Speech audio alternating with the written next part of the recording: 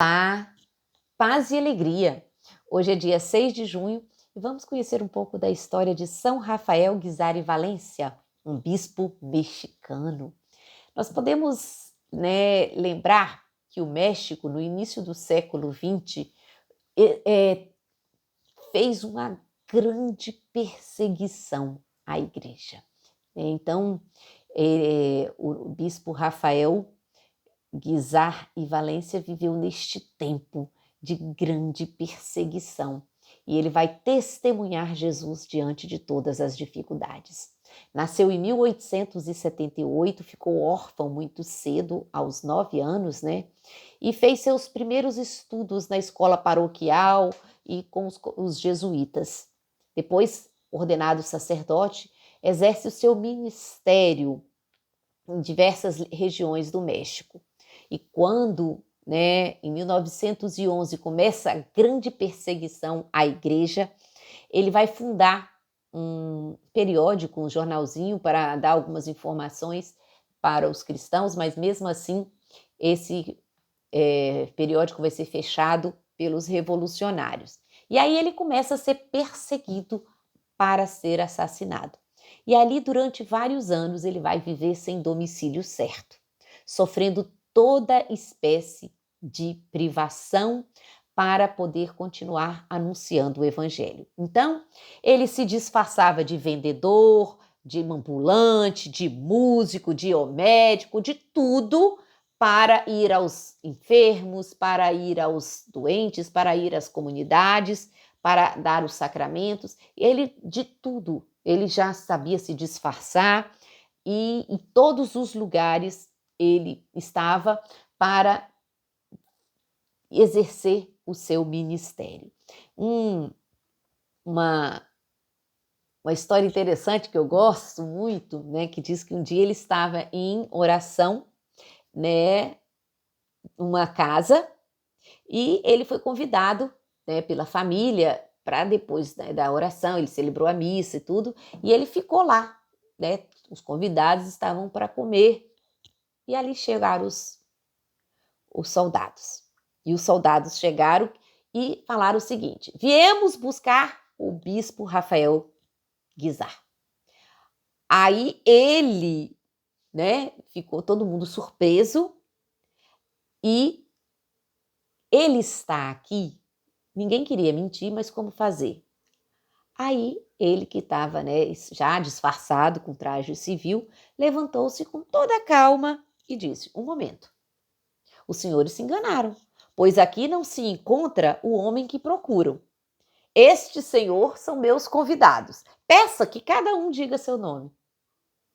E aí os soldados foram pedindo a cada um que dissesse o nome, mas não pediram a ele, que tinha se apresentado como o dono da casa.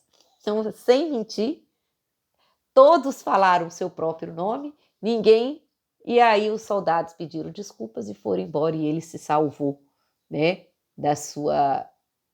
dessa perseguição.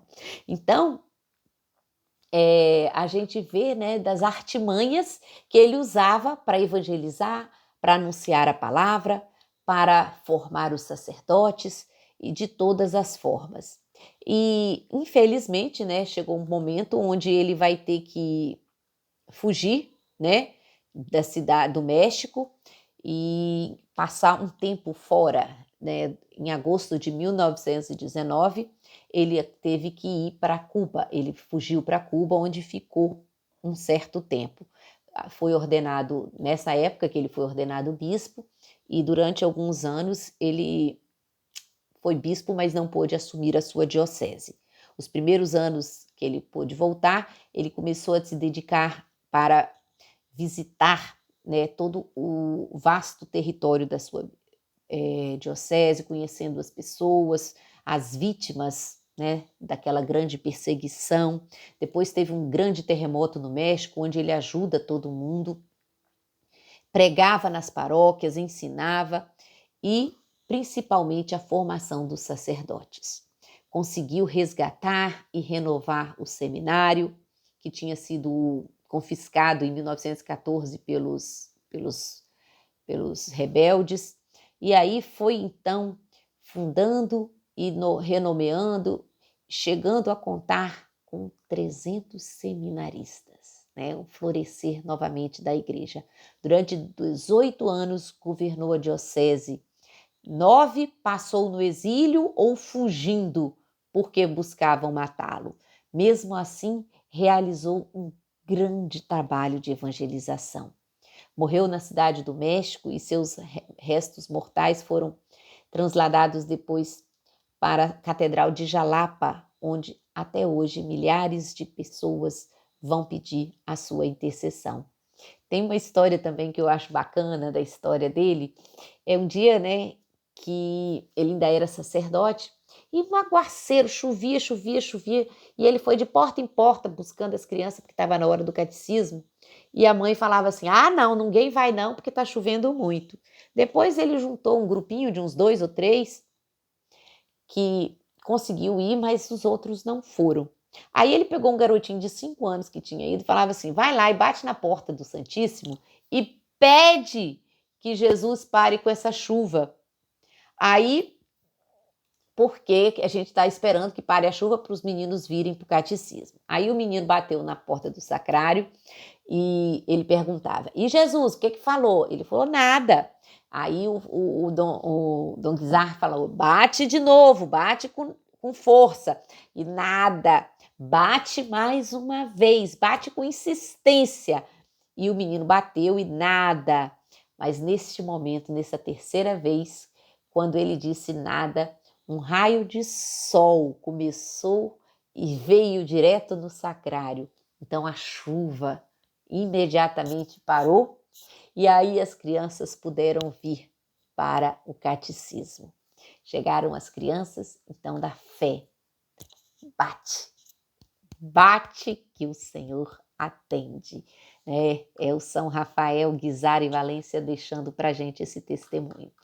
Ele foi canonizado em 15 de outubro de 2006 pelo Papa Bento XVI, que na homilia, né, falou dele dizendo assim: imitando Cristo, pobre, desprendeu-se dos seus bens e nunca aceitou favores dos poderosos, ou então oferecia-os em seguida. Por isso, recebeu o cêntuplo e dessa forma pôde ajudar os pobres, inclusive entre perseguições sem tréguas.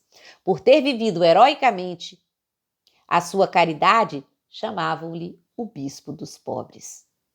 Então, incansável pregador das missões populares, o modo mais próprio, mais apropriado para anunciar o evangelho, usando o seu catecismo da doutrina cristã. Então, vamos, né, pedir a Deus que nos dê cada dia mais santos pastores, pedindo pela intercessão de São Rafael Guizar e Valência, pelos nossos pastores, pelo nosso bispo, pelos nossos párocos, pelos nossos, né, todos aqueles religiosos que estão aí caminhando na força do evangelho, todos os leigos também que caminham na força do evangelho para anunciar, mesmo diante das perseguições. Perseguições tereis, né? Se perseguiram a Jesus, o nosso Mestre e Senhor, como não nos perseguirão? Mas que nós possamos ficar de pé, firmes, e usar de astúcia diante das dificuldades, pedindo mesmo que o Espírito Santo nos ilumine e nos guie sempre. São Rafael Guizar e Valência, rogai por cada um de nós.